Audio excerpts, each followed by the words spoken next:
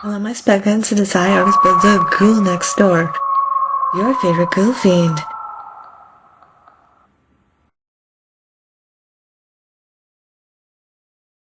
Hello, my spectrum to desire is but the ghoul next door. Your favorite ghoul fiend. Okay, so I don't know what episode this is. I'm taping this well in advance, and all I can say is this is part of my Halloween 2026, but it's also a book vlog. So we're reading Stephen King, Bag of Bones. This is one of the Halloween bingo card tasks, which is to read a Stephen King book I've never read before. This book has been sitting on my shelf for 15 years, if not longer. You see it's kind of discolored. It's bent from other books kind of sitting on top of it. I am 32 pages into it. This is a this is a ghost story. This is a Stephen King ghost story, and I haven't even been introduced to more than 3 characters so far. And it's about this man he's a writer, and his wife dies in an accident. And that's like right where I am right now. Like, we've just been introduced to the lead character. What was his name?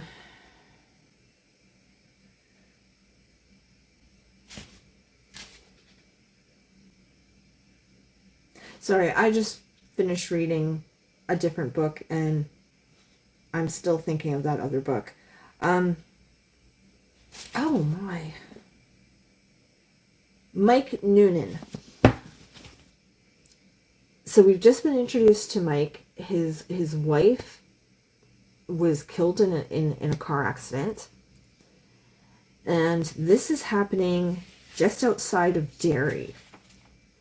Or in Derry. Because it mentions the Derry. Okay, so I can't really read anything from this because it is a modern book, whereas one of the other book vlogs that I did, I was able to read because it was a classic book from a couple hundred years old, right, in the public domain, whereas this is copyrighted, so I can't actually read out loud from it. But I need to find where it says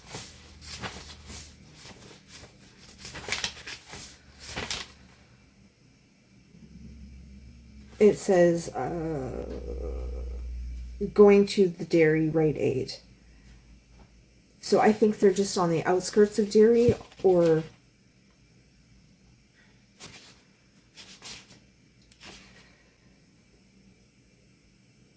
no, they're in Derry. They're in Derry. I'm so sorry. They are in Derry. So it's, I don't think it's going to be connected to the It book, other than it's set in Derry.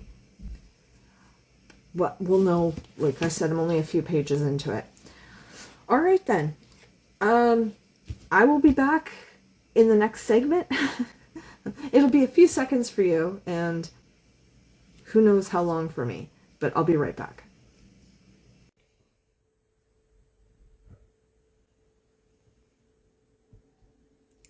All right. I'm 100 pages into the book, and so far, since the last segment, he does live in Derry. I think I said in the last segment I thought it was just outside of Derry, but it's connected to, I guess, the It stories because it is in Derry. And it's been just him trying to... He finishes a book, because he's a writer. He finishes a book he was writing before his wife died. and then he doesn't really write anything else. We have a time span of 4 years, and every time he tries to write something, he gets a physical reaction. Like he ends up throwing up and having nightmares, and a very visceral physical reaction. The fear is overwhelming, and the nightmares. So he keeps dreaming of the cabin he owned with his wife, called Sarah Laughs, which I think is a stupid name for a house, but whatever. And in the nightmares, he's trying to go down their long driveway to get to the cabin, and he can't seem to move.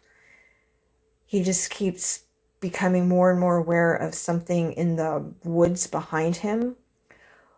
Then there's a scene where he finally gets over that paralyzing fear within the dream and goes down to the lakeside part of their property and sees the coffin of his dead wife open.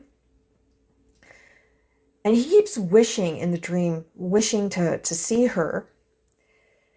And when he wakes up from the dream, there's a couple of times where he's got these scratches on his, or nightmares, I should say. There's scratches on his hands, and he doesn't remember having gotten them in the physical world. He gets talked into going on vacation. During all this time, he's kind of been lying to his editor and his publisher, because they think he's been writing for this 4-year time span, but he hasn't. He had manuscripts kind of written before his wife died, and he's just been going literally to the bank vault and getting them out of the bank vault. So all this time he's had immense writer's block, like crippling fear of writing.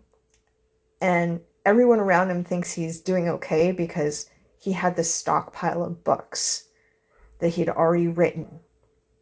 And when they run out, this is the part where I'm at now. When the books run out, he finally decides that he's going to go to the cabin and live there for a year and try to write. So that's where I've left off. And I'm only 100 pages into this book. Okay, I'll see you in a bit. Hey, we got a wide shot. I usually tape this way so that you don't see the mess that is my apartment. Sitting in a different spot, so we have a wide shot. I left off, I think, where the character had just arrived at his cabin, or had just made the decision to go to the cabin. So he gets to the cabin, and right off the bat, like, it's at night, it's dark, and he's kind of fumbling around, and he hears what he thinks is a child crying down his hallway. So he starts heading down the hallway, but there's nobody there, and he's like looking, checking everything, and he doesn't find anybody or anything. So he starts thinking, well, maybe I'm just going crazy. And it's at this point that he starts to hear his wife's voice in his head all the time, kind of like his conscience. He's having conversations with her. He goes, and the next day goes to kind of check out the town to see if it's still as he remembers. And I guess you can't really call it a town if it's a cabin out in the country, but the village. He goes to check it out to see if it's still the way he remembers, and he goes and grabs a burger and everything at the little burger shop. And on his way back, he sees this little girl walking in the middle of the road. So he like stops his car, and he goes and he literally scoops her up out of the middle of the road. And the kid is trying to get to the beach, and all of a sudden then he meets the mom, who was like frantically like apologizing, saying that that kind of thing never happens, that she's a good mom and all this. And there's a bit of an attraction on his side. You don't know if there's any on her side or not. And we learn that the mom, who can't be, I think it says she's like 21 or 22, very, very, very young. And the little girl is 3, I believe it said in the story. And as they're standing there talking, and he learns where she lives and everything, and the little girl is like, well, I walked on the line just like you do on a crosswalk, so it's safe. That's how naive this little child is. We learn that she is the little girl, Kyra. She is the granddaughter of the richest guy in the area, and the mom is widowed. She's his daughter-in-law, and his son died. When our lead character, Noonan, Noonan, Noonan.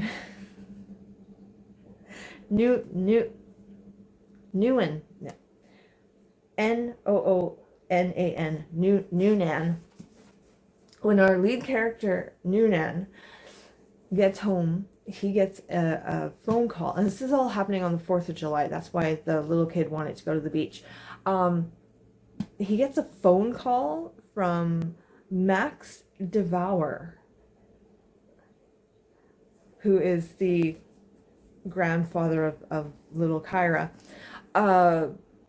When Kyra first says her name to him in the middle of the road, he thinks she says Kaya, not Kyra.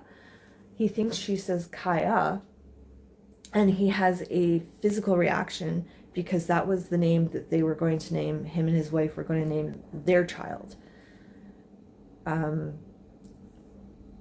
which they never had because the wife died before she could give birth. And so he gets home, he's kind of reeling from this whole experience, and he gets this phone call from this Max Devour, who is the grandfather of the little girl and the father-in-law of the woman he just met, and the rich guy who owns pretty much the entire area. And it's the phone call is a threatening phone call for no real reason. It's just kind of like this Devour is trying to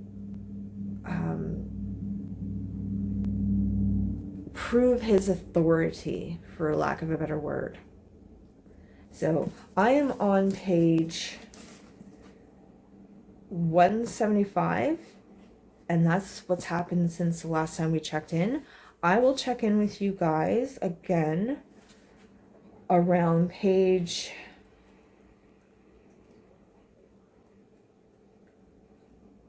let's say page 250.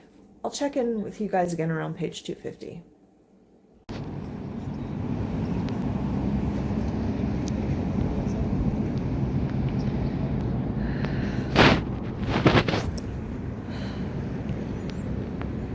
Okay, so we're eventually going to go all the way down there. But in the book, the character talks about the lake at the end of his property with a pier And he talks about in the nightmares, how in the nightmares he seems to focus on the wooded area. Well, I don't have access to a cabin by the lake or a wooded area, like a woods, but the Nebing River is just down the road from me, like literally at the end of my block. So I thought I'd bring you here just for some different scenery other than just my apartment. People are fishing in among. There's a lot of people fishing today.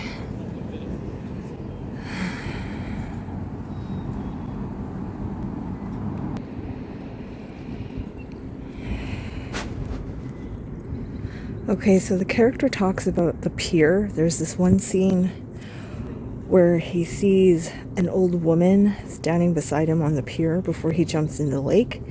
And we're pretty sure it's a ghost.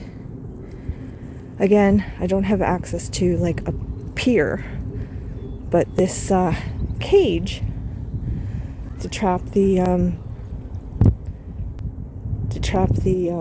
I guess they're lampreys. It can do as a visual.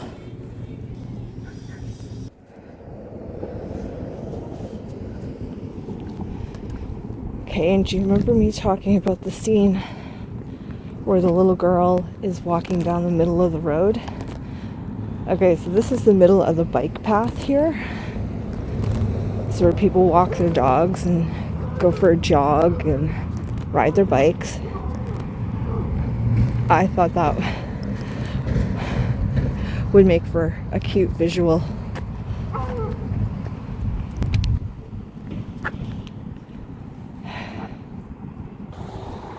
Okay. So we've come down the bike path. This is as far as we're gonna go because there's like an event happening over a few feet away. But you see the way we have the bank back there. And then we have like the trees on one side on the right, the trees on the left. The kind of swampy right about there. And you got trees over there in front of like the houses. Kind of gives you the idea of like having a cabin by the lake, I think. Okay, back to the apartment. Alright, I'm not gonna lie, it's been a while. I didn't record anything last month. I was doing the other videos, getting them started, so I didn't read for almost 2 weeks. So I am currently on page am I on? 1 second. Alright, I'm currently on page 333. So we learned that what I thought was a ghost that he saw on the pier was actually a very old woman. A very old woman in like her late 80s. So not a ghost. There is a ghost though. The ghost comes in a little bit later. So I think I left off where he had been threatened by the grandfather. So he gets subpoenaed to be a witness in the custody battle. So he gets a lawyer and he gets the young mom a lawyer because she can't afford one herself. Then he learns, our main character, Mike Noonan, he learns that there's a good possibility his wife was having an affair before she died. So he's kind of distraught with that, as one would be. He starts hearing more noises, more laughter, more crying in the middle of the night. He has another nightmare. This time he starts seeing the woman who used to own the cabin back in the 1920s. Sarah something or another. Sarah Tills something or another. The one who the cabin's actually named after. I still think it's a stupid name for a house, but whatever. Then he notices that his refrigerator magnets, which are an alphabet, they start to form words. And one of them is like, help her. So this is why he gets the young mom a lawyer. She invites them over for dinner. Just kind of like burgers and that, just to kind of strategize what to do with the lawyer. He reads the little girl a bedtime story. Then when he gets home, so like the next 75, almost 100 pages is him having a nightmare. So to speak, if you want to call it a nightmare. He decides that he's going to get his typewriter out of his wife's office. And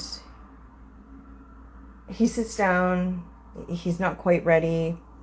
He goes to bed. He has an erotic nightmare. Let's put it that way, because he's being assaulted by a ghost, maybe more than one, but at the same time he's dreaming about his dead wife, and he's dreaming about this chick Maddie. So he's having an erotic nightmare, shall we say, because part of the dream is a straight up sex dream, and part of it is a horrible nightmare. When he wakes up from that, he goes and he starts to write, and he writes and he writes and he writes, and he loses track of time. Then his lawyer calls him in like the middle of the day, and that's when he realizes how long he's been sitting at his typewriter. He's been sitting at this typewriter for like 12 hours straight. And that's about as far as I've gotten. And I'm over 300 pages into the book. All right. I'll be back shortly. All right, so there's quite a few scenes where he's talking to the ghosts. And I think it's a ghost of a child. And they keep doing refrigerator magnet messages. So here's a visual. We have a scene. I just finished reading. Okay, where did I leave off? I don't even know where I left off. Noonan takes the job of hiring a lawyer for Maddie, and they've had a couple of meetings. They were Maddie and Noonan were seen together having dinner, and she loses her job because of it.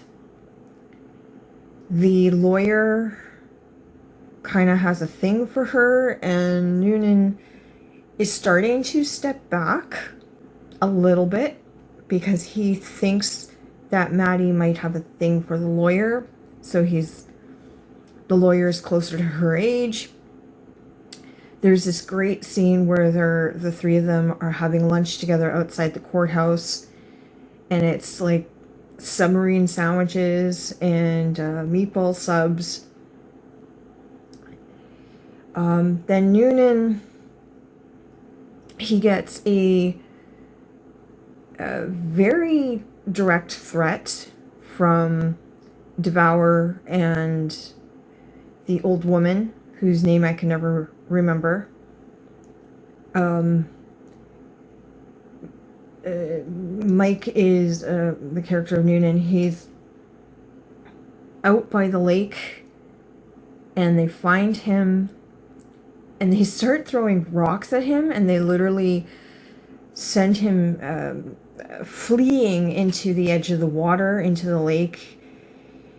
The old woman, she throws a rock that hits him in the back of the head. One hits him in the shoulder. Another one hits him kind of on his ear. And he's in the water. He's half drowned. He manages to escape. We figure it's the ghost of his wife that actually leads him to a... Okay, this is getting a little disturbing. That actually leads him to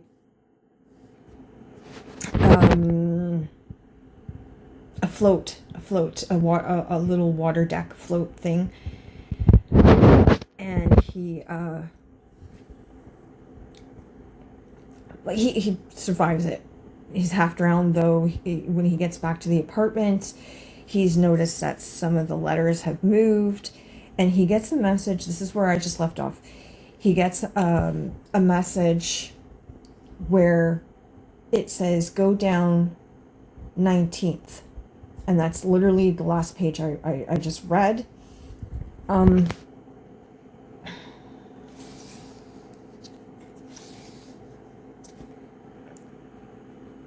Now I'm just playing. Now I'm just playing.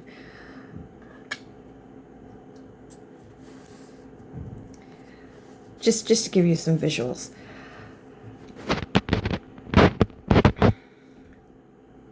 And a lawyer, or no, it's not a lawyer, sorry. It is a real estate agent who the old man has hired to come kind of scare him, delivers a message. And it causes Noonan to phone the old man and to phone Devour. But the old woman picks up the phone, and she's just like, she's a weird, creepy, nasty person, and she mocks him. And that is literally as far as I've gotten. I'm on like page 450, so I still have like 300 pages to go.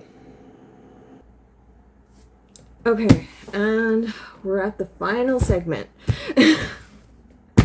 All right, so I don't remember where I left off. I think I talked about the refrigerator magnets, and I don't remember. So it took forever to read this. This book was 732 pages, and the last 300 pages, the old man, Max Devour, he ends up committing suicide,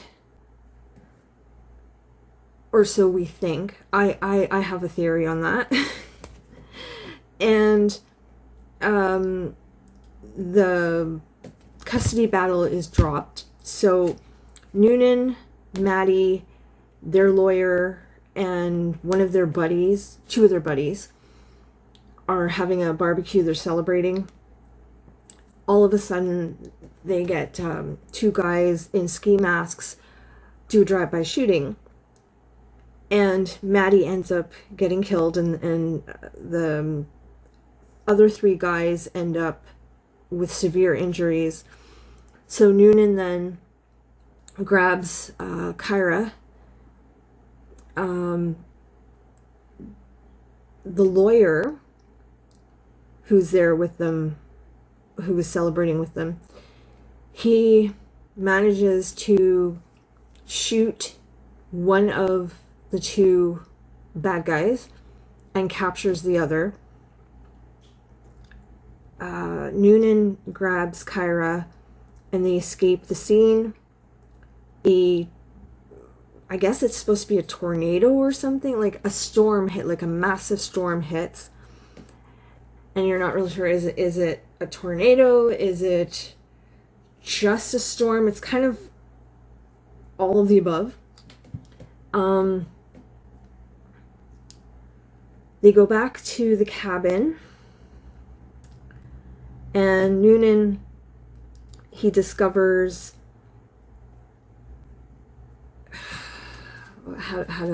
his wife, before she died, had left notes for research that she was doing for a expose. So he finds that in her studio under the floorboards. And when that happens, he ends up having a vision, and he understands what happened at the cabin before, or the land, maybe even just after the cabin was built or right before the cabin was built, where his ancestors and Devour's ancestors and somebody else, they assaulted that Sarah Tyndale woman, killed her and her son. And so he's having this vision of how it all happened, and he's kind of piecing together that all this time Sarah Tisdale, that's how, she's been orchestrating revenge on everybody. So she's basically cursed the entire town. Every single one of the families in the area all named their children with K names, like Kenny's and Kyra's and Carla's and all that. And every time one of them has died, like every generation, one of them has died. And Kyra would be the final one. And Noonan discovers that he's actually related to her through a family member who was adopted. So now he's kind of not just her caretaker, but he realizes that he's like her cousin or her uncle in there somehow. And we learn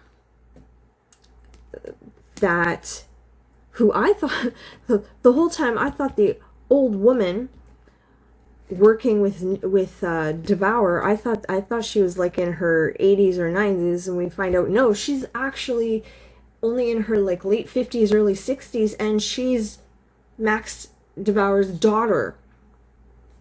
She tries to kidnap Kyra. She tries to kidnap Kyra, and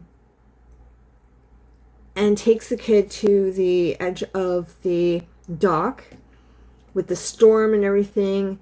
Noonan fights her off, kills her, and a happily ever after. Okay. What do I think about this book? It's a heavy book. Like, not just physically, it's an emotionally heavy book. There was a few little plot holes that made me go, did they leave something out? Was something edited for time frame or something? Because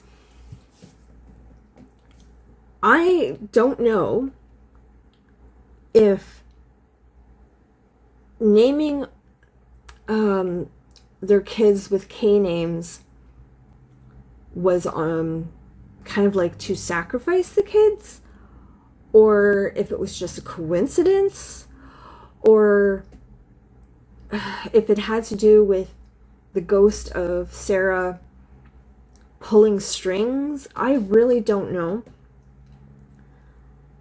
It could be totally obvious to anybody else, and I just might not be picking up on it. Usually I'm pretty good at these kinds of things, but it almost felt like, to me, it almost felt like there was half a chapter missing.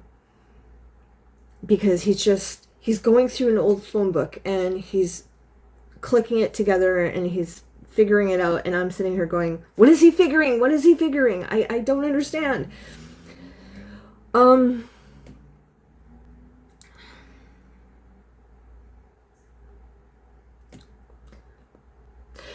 the Maddie character to get through everything she goes through and then to die kind of almost unceremoniously just by a bullet, I felt ripped off with that. I felt really ripped off with that.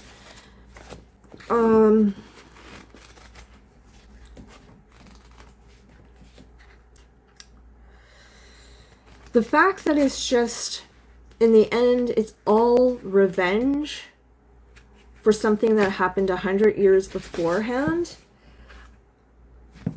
it's almost too clean. It just felt almost a little too clean of a tie-up. We find out that the ghost of Sarah has been pulling everyone's strings, including Devour's. Again, because he's supposed to be found dead in the tub by his own hands. We know, of course, it's supposed to be the ghost that did it, but I can't help but think that the assistant, that she just got greedy and did it herself. Like the daughter, who we find out at the end is his daughter.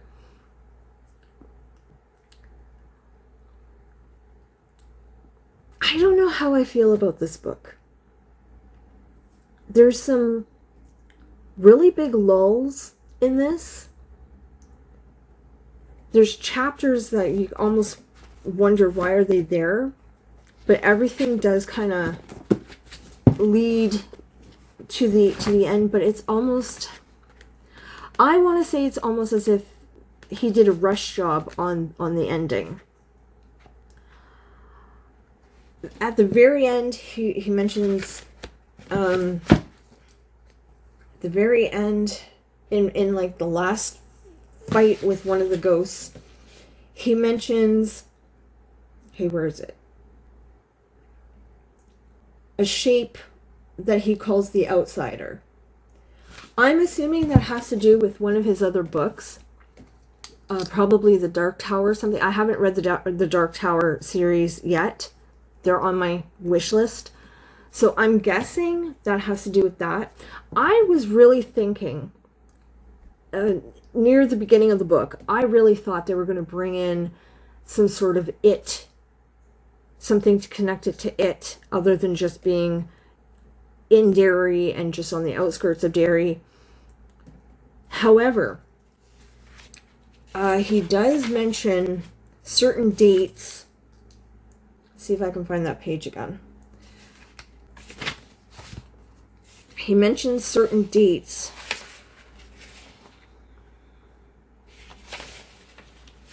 that I think were supposed to line up. Watch, I won't be able to find that page.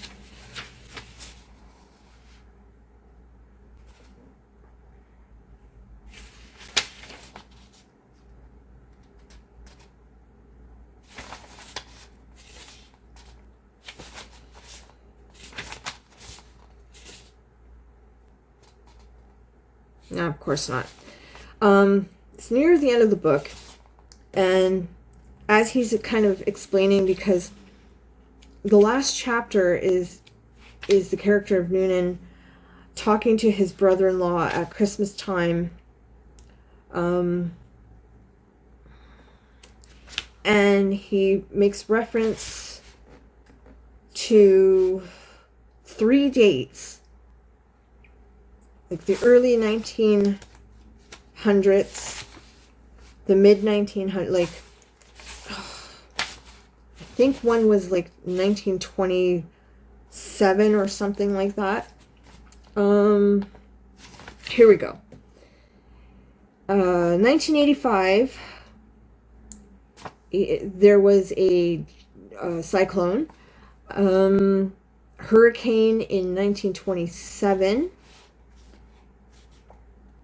and storm. This one is supposed to take place in 1998.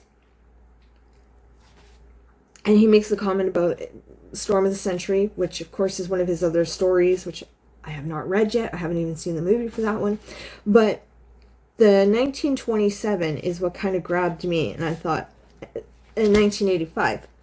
And I'm like, don't those correspond with the story of It? It's been, I think the last time I've only read It once, and that was like mid-90s. So that's something I should put on my list and reread. So he references those dates with storms. And again, I know that he's got that story, Storm of the Century. So this book, it deals with grief. It deals with revenge, depression, sadness, secrets. Everyone is interconnected. You find that his great-grandfather, again, I'm not going to be able to find that page.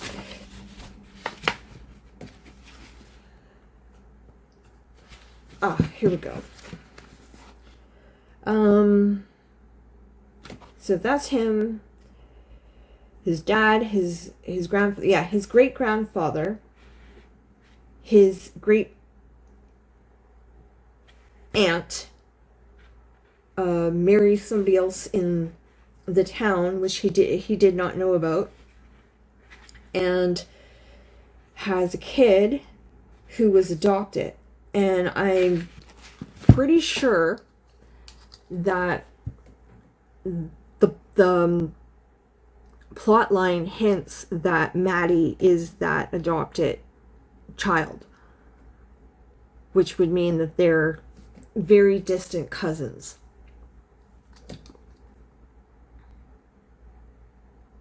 Which would mean that, yeah, that Kyra in the end is like his cousin or his niece or something.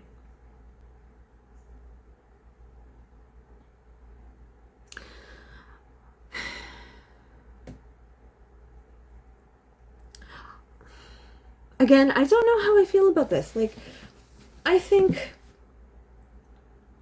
4 or 5 chapters could have been taken out and it still would have flowed fine.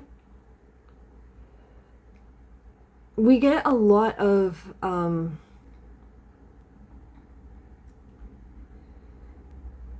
I don't want to, yeah, negative emotion. There's no other way to put it without sounding even stupider than I sound right now. He's in his head a lot, not just because he's a writer, but because he is so lonely and so depressed after his wife's death. He has this opportunity to start anew, and he doesn't take it. He lets the opportunity slip through his fingers with Maddie. And it's like, just when he makes the decision to be with her, she gets killed. And he loses his second chance. I'm still kind of caught on the revenge plot. How the ghost managed to trick everyone. There's more than one presence in the cabin. You have Sarah and you have his dead wife, Jo, and it's hinted that there's like 3 or 4 other ghosts, but you're never totally sure.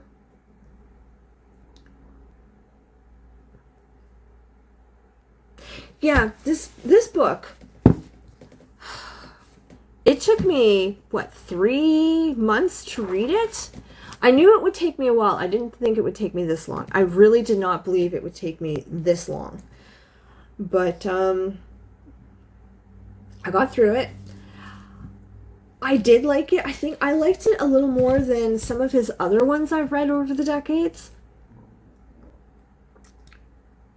It's more of a mystery. It is a ghost story. It does have all the supernatural elements, but it doesn't really play like a horror story. It does play out more like a mystery, and his character is writing a mystery novel through 90% of the story. Excuse me, I got a burp.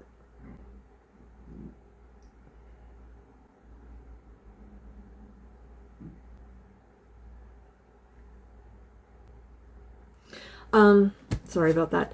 He is writing, like, once he starts writing again, after that four and a half year period where he's just grieving and he doesn't write, but he tells everyone he's writing, and he uses his stockpile of stories. Once he gets to the cabin and he actually starts dealing with some of his grief and he starts writing again, he goes nonstop on this detective story until the end of the custody, until the end of the custody case, and then he just can't seem to write anymore. He words it like his characters turned their back on him. They don't need him anymore because he doesn't need them anymore. He ends up burning the manuscript and not finishing it, which I thought was a little extreme. I know myself, I've had times in my life where I've written something and I've kind of ripped it up and regretted that. So, alright, this video is super long, and I am sure that there are much better reviews than this. I'm just kind of glad I'm finally done. I didn't like the last, I would say the last 100 pages. I kind of didn't care for the last 100 pages. So, I think I would have, like I said, taken out 4 or 5 chapters and ended it a lot sooner.